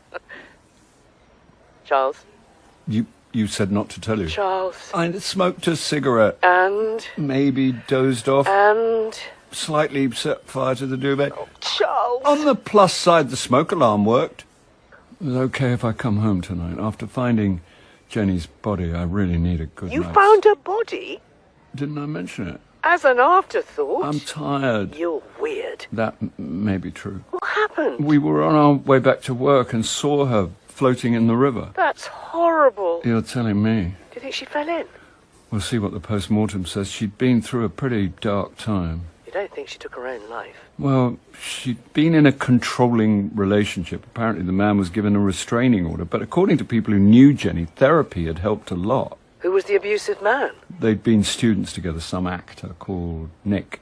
Actors? Don't tar us all with the same brush. Didn't you see her kissing your director? I did. And do you know who he's married to? Cyril Jones. How is it everyone knew that except me? Ah, rehearsal alarm. We'll talk tonight. Wired on caffeine with dangerously high blood sugar levels, I hit the streets. Just in time for the heavens to open, so I dived for shelter in the covered market. Whoa, sorry. Dan. Oh, hi. What's with the white robes? Gandalf. I assumed it wasn't the KKK. Tolkien's Oxford tour. Not that I'll get many Middle-earthers in this rain. Stormy weather feels about right today. Pathetic fallacy? Something like that. Our Ophelia died last night. That's terrible. I'm so sorry for your loss. Well, I didn't know her very well, but it's devastating for the company. What happened? It looks like she drowned. Oh, I hope she wasn't wild swimming. Is that a thing in Oxford? It is with some students. I think I saw you on Magdalen Bridge the other day. A wizard's hat? Harry Potter's Oxford. What is it with Potter and Oxford? They film bits here, which is enough for the fans who think every college looks just like Hogwarts. So, what's going to happen to Hamlet? I imagine Jenny's understudy will take over. Oh. Lucky break. Well, I'm not sure that's how she'd see it. No, of course. Well, rain's eased up. Maybe I will round up a few hobbits after all. Zoe was outside staring at her phone when I arrived at the boatyard. Earbuds in, she was oblivious to my presence. Morning. Oh, do you want me to drop another phone in the river? So sorry about yesterday. No, actually, you did me a favour. I've had it nearly a year. I keep cheese longer than that. Yeah, my parents took pity on me, and this arrived this morning. She reverentially presented it like a votive offering imbued with numinous powers. Expecting my benediction, I said, Nice. What else was I supposed to say about a metal and glass rectangle identical to all the other metal and glass rectangles? You've got good parents. Yeah, bless. I mean, they're centrist neoliberal Blairites, but hey, it's a generation thing. Yeah, my generation. Oh, no, I didn't mean... I mean, it must have been amazing growing up, when you... back in the... I let her dangle. I can honestly say I hope I never have to go through another day like yesterday. Was she talking about Jenny or her phone? Tom Ash must be distraught. About their relationship? Well, and the show. Jenny's going to be a tough act to follow. Dan's phrase, lucky break, came back to me. Well, you're her understudy. Surely the part will go to you. Oh, don't, please. Why? She created so much for the role. I'll just be the sub off the bench. She looked sincere, and I felt guilty for suspecting her. Do you think the relationship was going anywhere? He's married to Cyril Jones. Did she mean talented Cyril, beautiful Cyril, rich Cyril, or all three? Tom Ash is unfaithful, but they've been together since they were students. They're a unit. I'm not dissing Jenny, but why would he jeopardise all that? Tom Ash wants to see me. Wish me luck! I wondered if Zoe knew that Tom Ash's wife was also bankrolling Kick Fever. Hello again. With window-pane sunglasses resting on the peak of a gold brocaded baseball cap, Cyril wore the standard-issue disguise of celebrities begging to be ignored. How's the book junket? I've got the morning off. Terrible about yesterday. That's really why I'm here, to give Tom moral support. She was a picture of wifely concern, but I couldn't help wondering if she was really there to keep an eye on her investment. And while I wondered, Tomasz stood up. Morning, everyone. This is one of those moments in life where words fail to convey our shock and sadness. Tomasz had built a career battling the tyranny of verbal language and text. Mere words can't express what we all felt about Jenny. Kick Fever was all about physicality, and for one horrible moment I thought the inventor of the connectivity duet was going to express his grief through the language of dance. Jenny passed through our lives like a shooting star, briefly, beautifully, burning brightly. So far, words seemed to be doing the job. She had already achieved so much and had an incredible future ahead of her. It would have seemed pedantic and churlish to point out the tautology. But Kick Fever is a living organism. Yes. We're all part of a single body. Remove one of those parts, it's like losing a limb. Everyone was visibly moved. Everyone, that is, but his perfectly composed wife, who managed to retain her sang-froid. As a mark of respect, we won't work today. Zoe and I have had a chat, and when we reconvene, she will take over as Ophelia. Zoe modestly took the supportive applause, while Cyril turned her fixed rictus from Tomasz to the former understudy. Then again, she'd had so much filler it was hard to tell when she wasn't smiling. So that's it for today. When we come back, I know we'll all double down to honor Jenny's memory. The blues is my business, and business is good. What's that? Etta James. Not the music, the smell. Oxford's finest cheesy chips with chilli sauce and onion rings. Last night's? From a van near the station. Reheated van food for breakfast. Of course it's reheated. I'm not an animal. Do you want some? You must be joking. You don't know what you're missing. Listeria and incipient heart disease. I'm burning off the fat with all this running about. You need to run 3 ultra marathons a week to burn that off. I cannot tell you how much I'm looking forward to this weekend. As soon as I get back here tonight, I'm going to crash out, so don't expect to see me till early Monday morning. Actually, I won't be here. I'm spending the weekend with my friend Cassie. Cassie? I told you about her, the academic. Yeah, remind me. Classic star, lives in Oxford. Got it. Do you just switch off, or do I speak at a frequency beyond your hearing? You told me about her on the phone while I was in a train lavatory, so not the most conducive place to receive information, but I do remember you saying you'd ask if she took in lodgers. Now he remembers. And? And what? Does she? No, Pity. not normally. Stop teasing. Lucky for you, Cassie's a theatrephile. I can accommodate her predilection. She said you can have her spare room for the duration of the run. Yes. I'm driving up tonight, and Cassie's invited you to join us for dinner, then you can move straight in. Fantastic. If you're driving, could you bring some of my stuff? Not if it entails braving your underwear drawer. My underwear drawer is impeccable. I Marie Kondo'd it. Even before they were officially vintage, your boxer shorts never sparked joy. I'll tip a drawer into a case and put it in your boot. Thanks for this, Francis. Thank Cassie. I will. Well, you can do it by not setting fire to her bedding. Stoked up on the previous night's van food, I arrived back in Oxford with shocking indigestion, but in time to stock up on antacids, which I washed down with... 1 double macchiato. As I nicked my coffee, the blunt headline of a discarded Oxford Mail caught my eye. Drowned actress pregnant. The young woman found in the Thames was in the early stages of pregnancy, according to a coroner's report. My riverside walk to work gave me a chance to think. According to Zoe, Jenny and Tomasz had been seeing each other for quite some time, so he could be the baby's father. If Jenny had told him, I wondered how Tomasz reacted to the news. I take it you've heard about Jenny? No thanks to you. I've been a bit busy, Maurice. Too busy to call me? You're my agent, not my mother. You couldn't spare a minute to pick the phone up? You are my mother. Everyone here is devastated. Pixie's beside herself. No agent expects to lose a client. I'd have thought you'd have been used to it by now. I won't rise to your impugning jibes. Spoil sport. Pixie wasn't just Jenny's agent. She was like a sister to her. And I'm the pater familias. We're more than an agency. We're a family. Where do I fit into this dysfunctional family? You're the dodgy cousin nobody talks about, who wears a tinfoil hat, eats roadkill, and lives off-grid in a shack in the woods. Come round, I'll do my stoked tartare. I think I'll pass. I guarantee it. Please. Why did you phone me, Maurice? I did? Nurse, Maurice has forgotten his medication again. Oh, I did phone you. Today's your lucky day, young Carlos. They've cancelled Hamlet and I'm going to get paid the full fee for no more work. Better than that. I can't stand the tension, Maurice. Spit it out. An actor's fallen ill and they need a replacement at short notice. Who does? Endeavour? No freaking way! I sent over your show reel and the gig's yours if you want it. Want it? It's a small part. Doesn't matter. About 2 pages. Don't care. But you do get to wear a single-breasted sports jacket, flannel trousers, and a good pair of brogues. I'm in.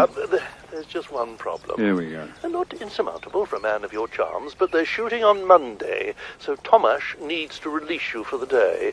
Obviously, I'm happy to put in a call, but it might be better coming from you face to face. If I explain the situation, I'm sure he'll work round me. As soon as you know, give me a call. Will do. Now go forth and schmooze. As there was never a right moment for a word with our director, I waited till lunchtime. I finally caught up with Tomash in his office, reading a book and eating something Middle Eastern with flatbread. Sorry to interrupt. Oh, it's fine. Come in. Right, I don't want to spoil your lunch. Nothing can spoil Cyrille's Lebanese salad. You read this? Not recently. By which I meant never. If you're looking for an answer, late Stanislavski never lets you down. Oh, God. Who am I telling? You're an actor. Yeah. So, what can I do for you? Well, my agent phoned to say I've been offered a day's filming. Oh, you want time off? I know the pressure you're under, so I hate to even ask, but... The money's good. Well, actually, I forgot to ask. Well, if it's not the money, it must be art. It's something I've been nagging my agent about for ages. How much time? 1 day. When? Monday. Where? Oxford. Oh, at least they're not flying you out to Lithuania. No, nothing like that. Well, I've got to look at the schedule. When do you need to know? Well, as it's for Monday, Maurice needs to know today. I'll see what I can do. I remember you in my will. Do you want the paperbacks or the vinyl collection? So, how's the view from your side of the show? Oh, hazy. Since Jenny, everything's up in the air. The schedule's shot to pieces. Basically, I'm improvising 1 day at a time. It's such a terrible business. Mm. I could have stopped there, turned tail, walked out of the room, and left Tomash to Lebne and late Stanislavski. That's what I could have done. That's what I should have done. And now this latest? What latest? I assumed you'd heard. It's in the news. Jenny was pregnant.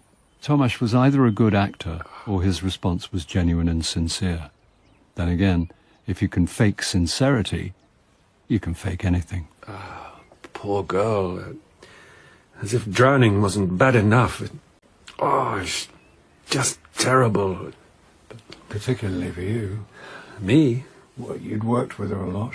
Well, I mean, I wouldn't say a lot. We'd done a few things together. Right. So I don't suppose you know who the father is? Jenny's father? The father of the baby. Why would I know? Only because, well, you spent time together. Working? Sure, but as you were close... I didn't say we were close? Professionally. I thought she might have said something. Am I being interrogated? No. I feel like I'm being questioned. Why would I question you? I don't know, Inspector Paris. You tell me. I know I'm not a cop. I'm just a nosy actor? Not the adjective I'd have chosen, but... Why don't you just come out and say it?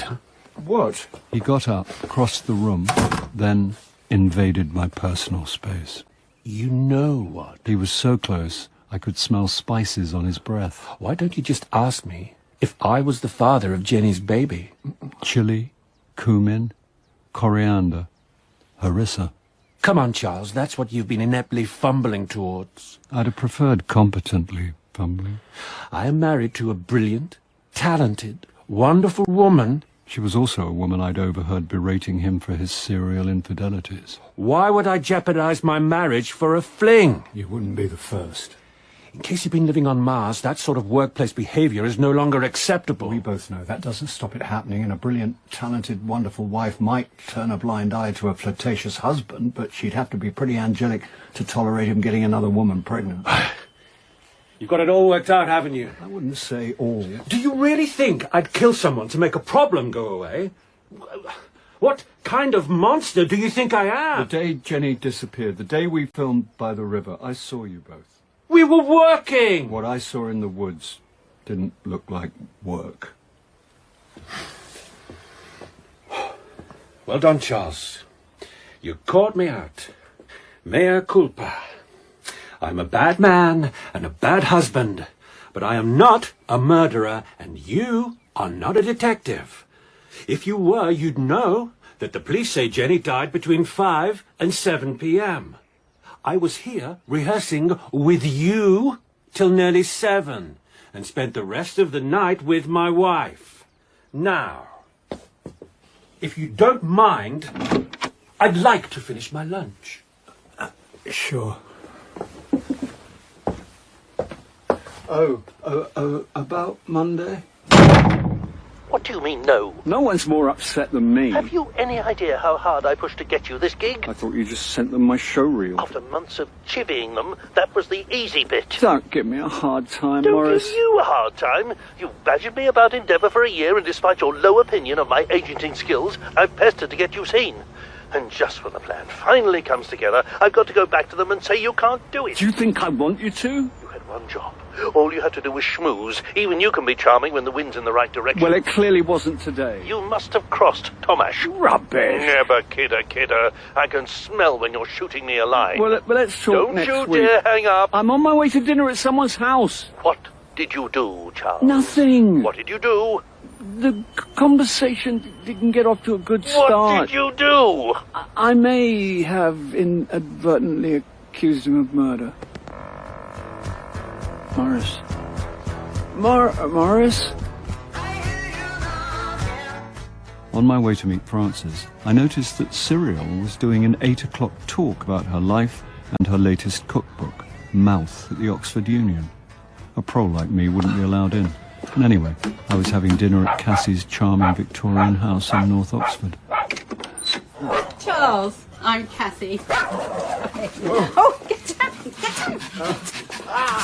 Sorry. Argos liked you. As in the catalogue? As in Odyssey 17. Whoa, I didn't know there was 17 Odysseys. Book 17. Odysseus's dog. Oh, Argos. That's it. Come through. Francis is here and dinner's ready. Right. We're eating in the kitchen. So this very earnest interviewer asks Bob, what do you look for in a script? And Bob looked him in the eye and said, days off. Did he really drink as much as they say? Oh, I could tell you a tale or two. Or 3 or 4. Cassie, tell Charles about your TV idea. What's this? I suppose you'd call it a pitch for a documentary series exploring murders in ancient mythology. Crime and Classics. That's got BBC 4 stamped all over it. Trouble is, I don't have any contacts. Anyway, Francis said I should ask you. You must know people, Charles. Well, I'm sure I can come up with a few names. That'd be great. What's next for you, Francis? You should write a book about your grand tour. I'm starting to go off the idea. 100 quid, please. What's this? Oh, stupid. I bet Charles £100 he'd bail out of Hamlet before opening night. And I bet her she'd jump on the first plane home the minute she sees a snake. The thing is, I still haven't decided where I want to go. Well, you can't let him win. Oh, I won't. Francis tells me that one of your actors died. Ophelia. Too much of water hast thou, Ophelia.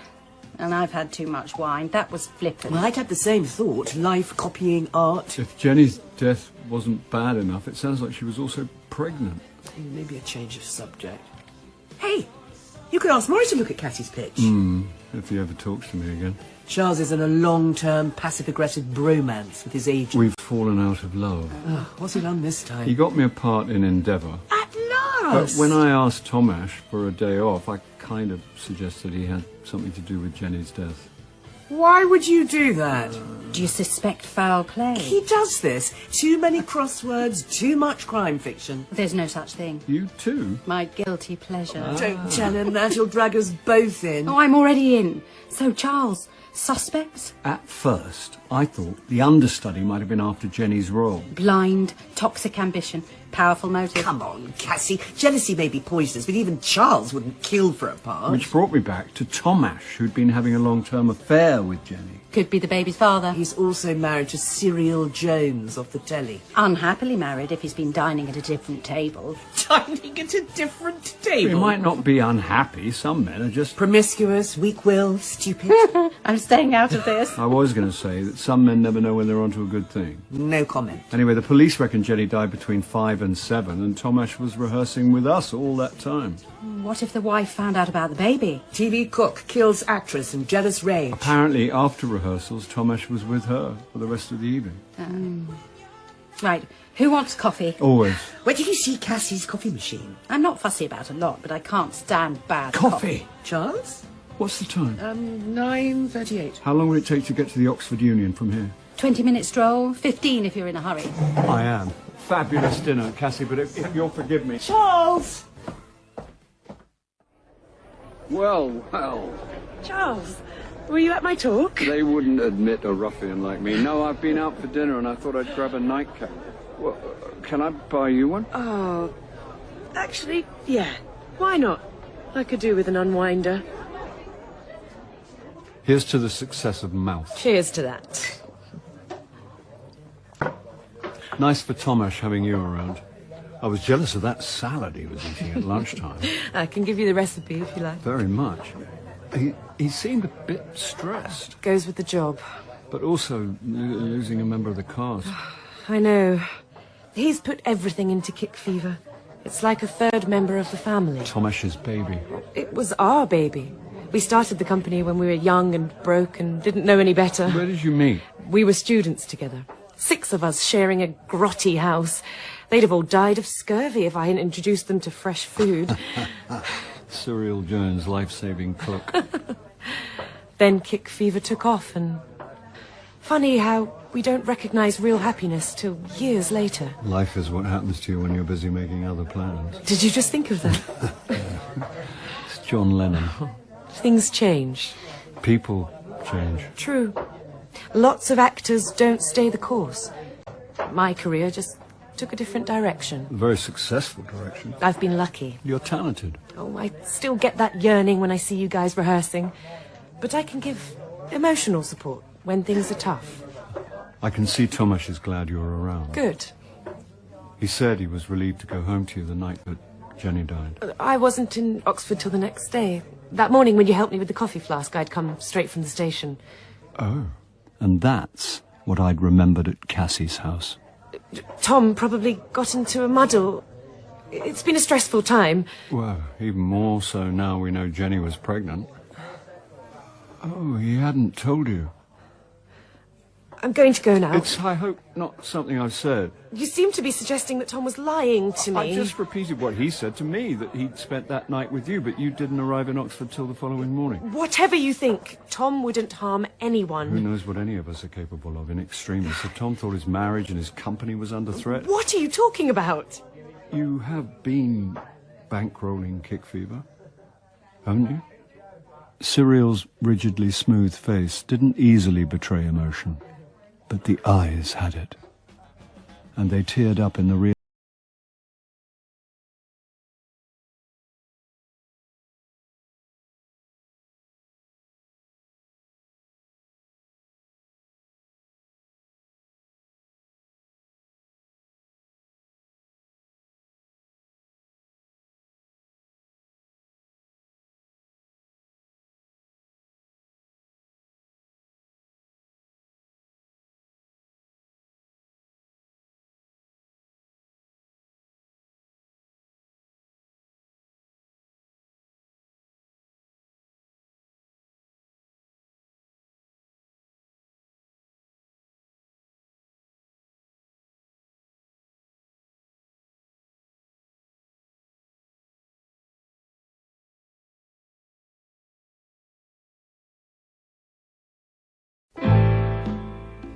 A Charles Paris mystery, A Doubtful Death, written... From kitchen to the open-plan sitting room, I dropped onto a sofa artfully designed to look older and shabbier than it was. Then my gaze was drawn to a library of lovingly catalogued vinyl. Been wondering what dress to wear now. Ich weiß so viel Where aus deiner for Freundin. you? Aber es wird immer noch ganz But Cassie's still asleep. I'll turn it down. Just turn you down. There are people out there who'd pay good money to hear me sing. There are always people who pay good money for bad things. I don't have to stay here to be insulted, as no one's ever said outside of a soap. Why did you rush out last night? I had a coffee epiphany. You should see a urologist. It was very rude leaving dinner like that. Cassie's doing you a huge favour letting you stay. And in return, I'll talk to Maurice about her TV proposal. But when Cassie offered coffee, I remembered the first time I met Cyril and helped her with a coffee flask. I'm none the wiser. Look, the police reckon Jenny drowned between 5 and 7. Okay. Tomasz was rehearsing with us at that time, and he told me he'd spent the rest of the evening with Cyril. Right. Well, that first time I met Cyril was the morning after Jenny's death, and she told me she'd just arrived in Oxford. In fact, she'd come straight from the station. So... Tomasz couldn't have been with her the night before. There you go. Someone's lying. Must be. But if you knew that, why did you need to speak to Cyril last night? To confirm that I'd remembered correctly. Had you? I had. And did you say you thought her husband might have killed Jenny? I did. How did that play? Badly. Can't think why. Now I need a coffee. Help yourself. Like you've helped yourself to Cassie's vinyl. She said I should make myself at home. She's got some rarities here. Just don't scratch them. I was born analog. I know how to handle... Whoa! A first pressing rubber sole. Do you want toast? She's also got the American version with the lettering that matches John's suede jacket. Brown or white? The lettering was never white. It was orange in the UK and brown in the States. They also omitted 4 of the original tracks and replaced them with I've Just Seen a Face and It's Only Love from Hell. Ha ha. I know a great vintage record shop if you want a mooch. I'd love a mooch. If only Charles had met you before me. If I wasn't sort of married to Francis, I'd love to be sort of married to you. I think your sort of husband sort of proposed to me. I'm sure we can come to a mutually satisfactory arrangement. I'm not a chattel. I know I'm nothing more to you than a hunk of beefcake. Corn sausage. But I don't like being objectified. He really does. Oh. It's from Jenny's understudy. Oh. What's wrong? She's just read Jenny's final Facebook post and thought I should see it. Have a look. We live in the moment but never escape the past. It's super important to face your fears and take control of what's hurting you. Time for action. It stops here. You guys have always been there for me. Love y'all. Smiley face, shooting star, namaste hands. Sounds like a final farewell. Who puts emojis on a suicide note? Unless it's a statement of intent. Time for action. It stops here. Could mean something else. That's the trouble with social media. Ambiguity and nuance never read. Maybe she was going to tell Cyril she was pregnant with Tomash's baby. Would he kill to save his marriage? Kick fever barely break even, and Cyril's been bailing them out. He might kill to save his company. You don't want to lose the goose that lays the golden eggs. Something burning. Toast! I arranged to meet Francis and Cassie for a lunchtime drink, then phoned the Kick Fever office, who told me Tomasz was in an editing suite, piecing together footage we'd shot by the river the day Jenny disappeared. Why are you phoning me at the weekend? I just called to say I love you. Note to self. Change mobile number. Have I interrupted pleasure or a medical emergency? I'm running across Hampstead Heath. I always said you'd get caught one day. It's for charity. What charity? I don't know, children, donkeys. I know it's a worthy cause. And a large celebrity presence. There's always a good turnout for these things. And you always go the extra mile if there's a deal at the end of it. Dan! Who's Dan? That's a guy I've got to know, does theme tours of Oxford. He didn't hear me. Well, everyone here did. Elder Wanderloft, the harassed-looking Dumbledore, shepherded a flock of Hogwarts uniforms past the Sheldonian, all viewing the sights through their phones. You still haven't said why you phoned, and you better not be hustling me at a weekend. After the Endeavour farrago, you're still in bad odour. You're the one sweating, and I'm hustling for a friend. You've got friends? She's an academic with a smart idea for a TV doc. All academics want to be on telly. This one's brilliant. The academic or the idea? Both. What's the shtick? Shtick? The USP, the gimmick. She's an Oxford classicist with expertise in... Yeah, what does she look like? Catch up, Maurice. This is the 21st century. It's not me. It's the industry. I'm not saying she has to look like a model. Does she look like a model? Forget I asked. Although it would help. Maurice! Well, it's an overcrowded market. She needs a standout image. If she's a conjoined twin, we'll go straight to Channel 4. Otherwise, it could be anything. A novel speech impediment, bright green hair, no hair, bizarre teeth, statement spectacles, an umbrella. Umbrella? Yeah, I once sold an 8-part series on string theory to BBC Two on the back of an astrophysicist who always carried an umbrella. Cassie's bound to have an umbrella. Not an umbrella. Well, forget the umbrella. Umbrella's been done. She's got a dog called Argos. As in the catalogue? As in the Odyssey, book 17. Oh, excuse me for failing the 11+. Cute dog? Cockapoo. Oh, now you're talking. Anything else? Anxiety issues are very on trend. Oh, maybe a phobia, which means she can't function without the cockapoo. My dog made me whole again. Commissioners love a tragic backstory with animals and hope. Even if it's not true. Who knows what's true anymore? If she tweets and mentions it in interviews, it's true.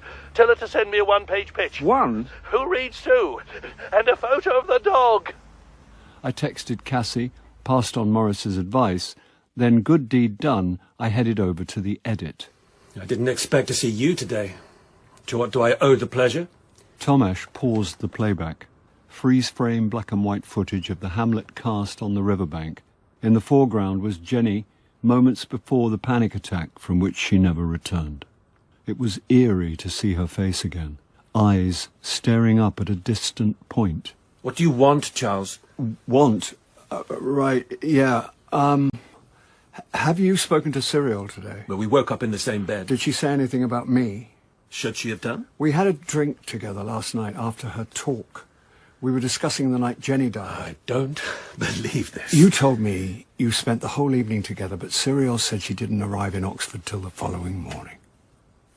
She also said you'd never harm anyone.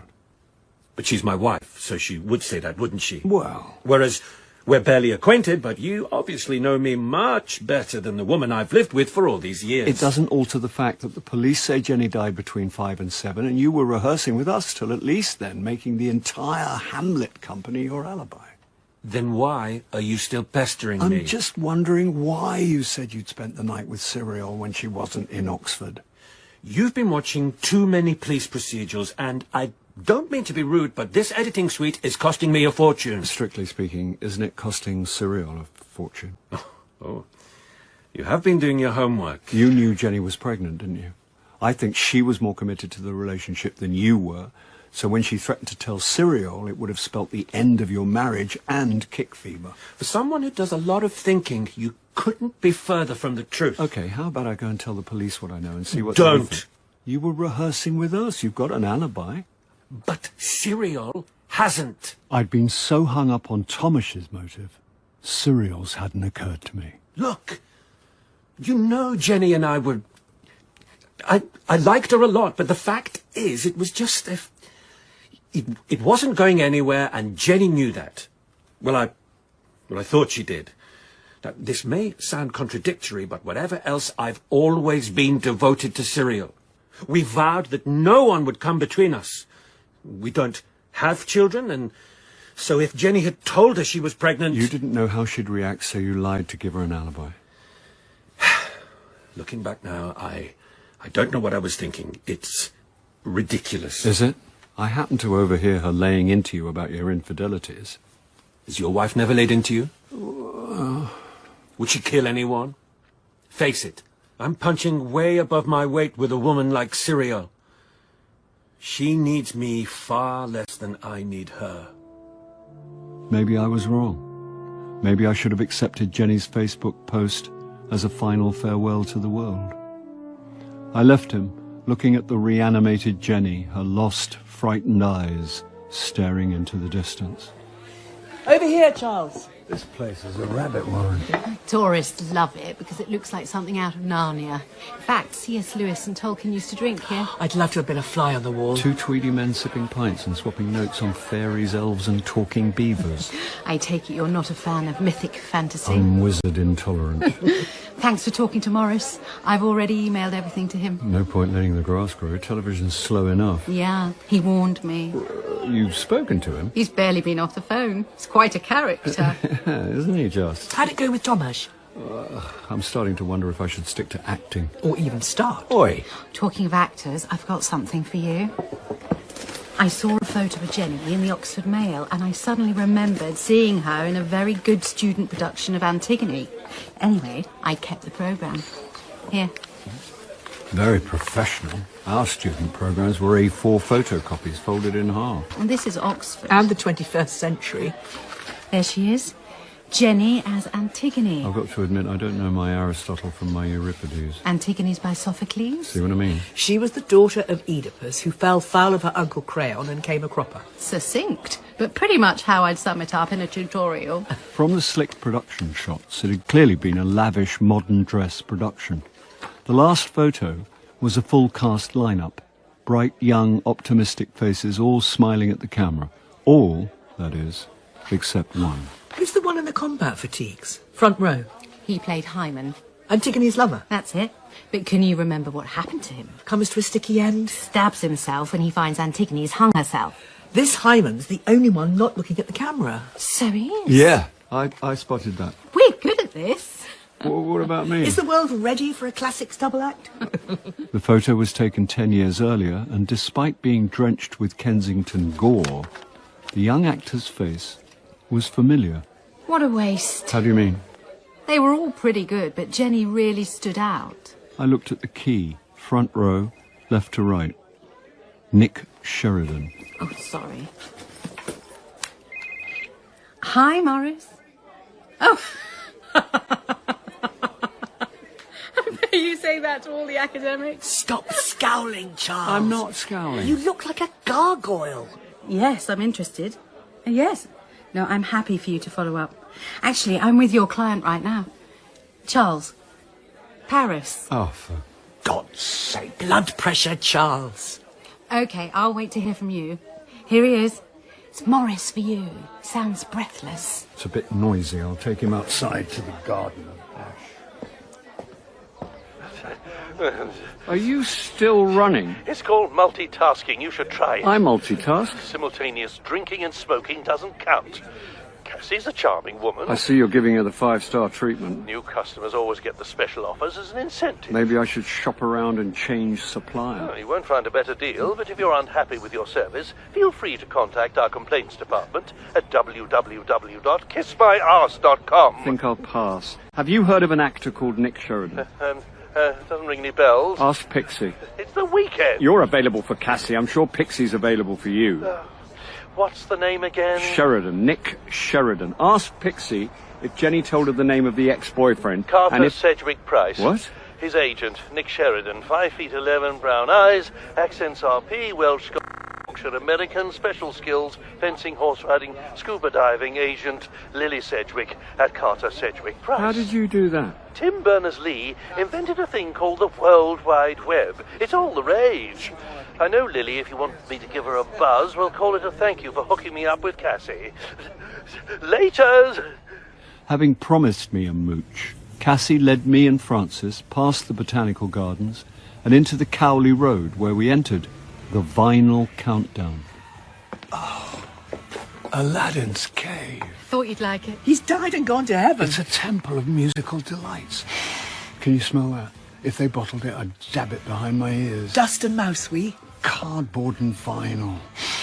The odour of sanctity. Why don't you ask them if they've got a job here with a flat above the shop? You think that's a joke? She thinks that's a joke. I could happily spend the rest of my days in here. Well done, Cassie. We aim to please. John Lee, BB, Professor Longhair, Muddy.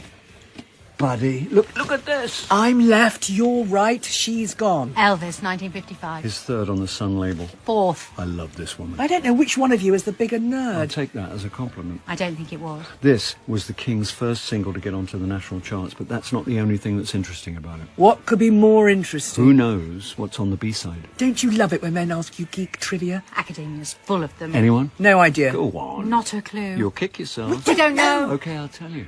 The B-side is a track called Baby Let's Play House, and what's interesting about that is... I'll be the judge of that. What's interesting is that it was written and recorded the previous year by Arthur Gunter, but what's even more interesting... I can't take this much excitement. Ignoring my facetious friend, what's more interesting is that 10 years after the Elvis version, Lennon and McCartney recorded Run for Your Life. Not my favourite track. Misogynistic lyrics. Granted, but the lyrics in question were lifted directly from... Baby, let's play house. I'd rather see you dead, little girl, than to be with another man. Don't you think that's interesting? Still misogynistic. But in terms of the etymology of pop music lyrics, don't you think it's fascinating to see the influences, the lineage? I could really go a slice of cake. Cake first. Then we'll take Argos for a walk. While they went for cake, I spent too much time and money, then staggered out with a recycled brown paper sack of joys. Who won? It was a charity round, not a marathon. The poor little donkeys are the winners. Now, let's get to the point, because I'm roasty in here. In where? I'm in the VIP marquee, wrapped in foil like a Christmas turkey. Maurice en papillote. Oh, I need to rehydrate. Don't hang up. Another glass of the Widow and a salmon blini. While Maurice took on fluid and carbs, I perched on a wall trying to keep my precious haul of records away from an endless flow of tourists and pavement cyclists. That's better. Are you still there? I'm here. Any news from Pixie about Jenny's ex-boyfriend? No, but I did bump into Nick Sheridan's ex-agent in the first aid tent having her hamstring massaged by someone from Fleabag. So I took her mind off the pain by asking about her former client. And? One of those sad, not unfamiliar stories. Young actor shows early promise, first bloom fades, career falters, then stalls altogether, and he finally throws in the towel. It happens. It does. If only more actors knew when to call it a day. Is that supposed to mean something? Everything I say means something, Charles. When did Nick pack in acting? About 5 years ago. Last Lily heard he'd run into a spot of bother with the Rozzers. Is this a Bolting Brothers crime caper? You bring out the Lionel Jeffries in me. Did Lily say what kind of bother Nick ran into? Apparently he had a bit of a temper, what therapists euphemistically call anger issues. Whatever it was, the police got involved, after which Nick Sheridan dropped off the radar. Now, if I'm free to go, my singlet's starting to chafe. I jumped down from the wall and narrowly escaped death by Eddie Merckx in an academic gown. Try slowing down! Is this yours? In Hufflepuff shorts and baseball cap, a young tourist handed me Arthur Gunter's Baby Let's Play House. And that's when I had epiphany number 2. I'd rather see you dead, little girl, than to be with another man. Come on, Francis, pick up. If you're phoning to tell me John Lee Hooker's first record label, I'm not interested. Do you fancy walking Argos into town to meet me? Why? I like dogs, and I could do with your help. With what? Meet me outside the Sheldonian in 10 minutes, and I'll tell you. And tell Cassie to bring her Antigone program. Modern, by the way. What is? John Lee Hooker's first label, Modern Records. Nerd. Rather see you dead, little girl, and to be with another man now, baby. Hello, Argos. Okay, what's with the cloak and dagger intrigue? I thought you two might fancy a Harry Potter tour. Thanks, but I'm not 10. And I've got the dog with me. There's a Potter theme shop over there. You could go in costume. 2 grown women dressed as wizards? Tourists do it. You'll blend in. What's this about? Did you bring the Antigone program? Yeah. Here. According to the photo key, the guy in camouflage was a student actor called Nick Sheridan. I recognised the face, but not the name, so I put Maurice on the case. Is that an agent's job? He's got to do something for his 10%. Turns out Nick Sheridan gave up acting, ran into trouble with the police, and then dropped off the map. But I recognised him as a tour guide called Dan. You think he changed his name? Just look at the photo. Everyone's staring straight at the camera. Except Nick Sheridan. A.K.A. Dan. Follow his gaze and tell me what he's looking at. Jenny! Now, I've chatted to him, so he knows me. But if you two went on his tour... They won't let Argos in some of the venues, so I'd have to wait outside. But if you're worried about being recognised, why don't you two go in costume? Now, we've emerged from the dark crypt into the light.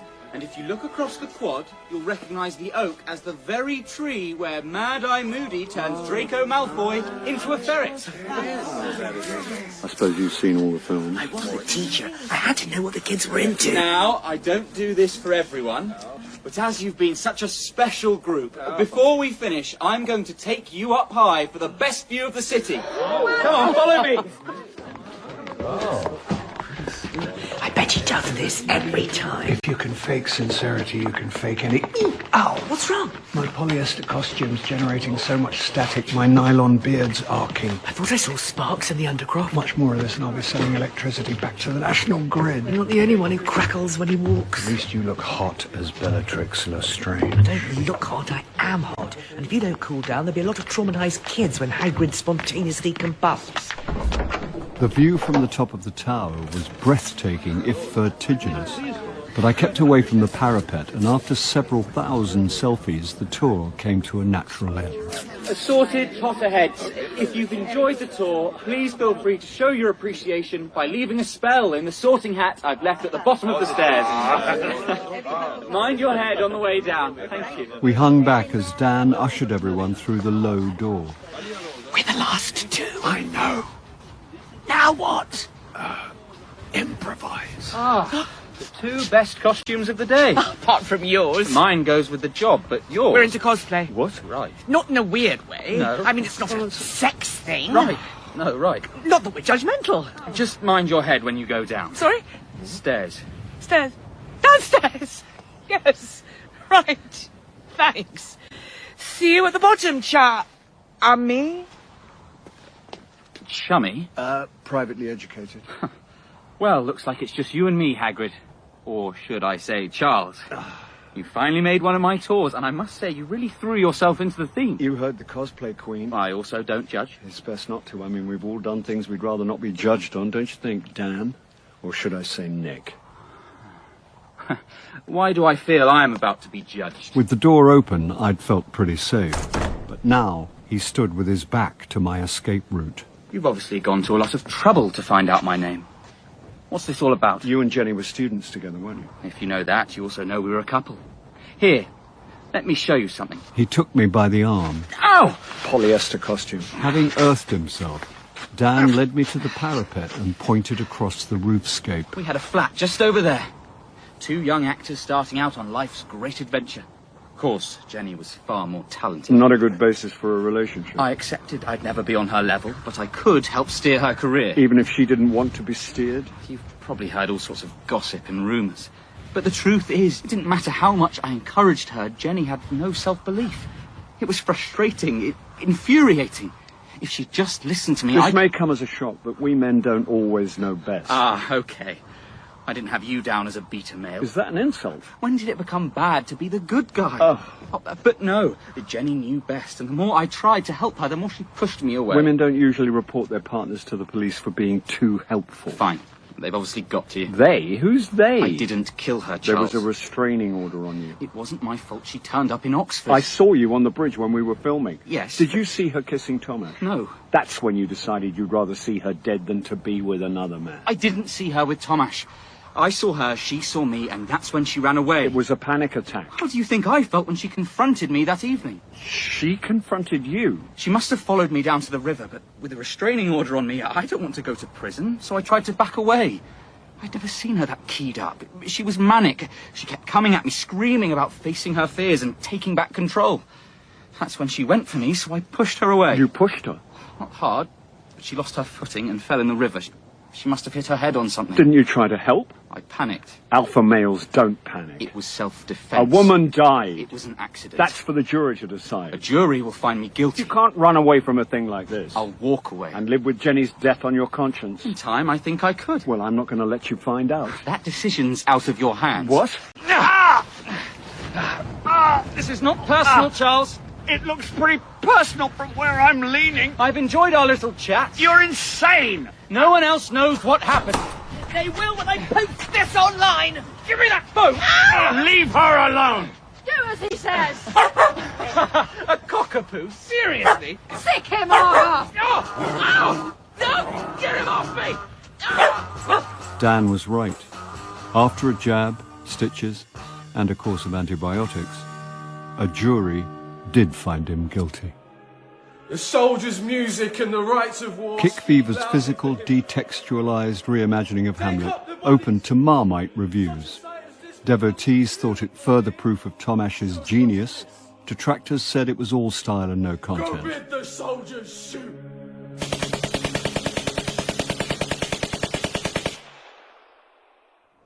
Well, I never thought I'd see you reciting blank verse from a pair of running stilts. And the 3 Hamlets? The puppet was the most lifelike. Most importantly, I didn't bail before opening night, so I win the bet. That'll be £100. Only if I bail on my gap year, and I'm going. Seriously? Don't tell me. Thailand. Actually, it'll be more like an 18th century grand tour of the Med. Milady sowing a wild oats with a Neapolitan ostler and ending up with the French disease. We all need an ambition. At least then it's not too far when you want to come home early. Not gonna happen. In fact, I've already found tenants. Well, what about me? You're chucking me out of my own home. Sorry? You're chucking me out of your own home. I did warn you. It's all been a bit of a whirlwind, but if you'll calm down, I've found you somewhere. Where? Here. Oxford? Cassie's series has been picked up, greenlit and fast-tracked. Maurice has never fast-tracked me into anything. Right person, right project, right place, right time. I've never been more than one of those. Cassie wants a living companion for Argos. I'm an actor, not a dog walker. Anyway, the dog's her shtick. Change of shtick. BBC4 want popular history appealing to the grey pound post-Me Too demographic with 2 middle-aged women discussing murder in the ancient world. Who's the other one? No way. It's a fresh take on the Socratic dialogue format with me as non-threatening everywoman asking questions of the expert. That's great, but what about screen experience? No one cares. And Maurice backed them into a corner over equal pay for women and shamed them into a great deal. Congratulations. I'm happy for you. Anyway, who wants to be on telly when he could be walking a dog? Hi. Put me through to Maurice. Reasons to be cheerful.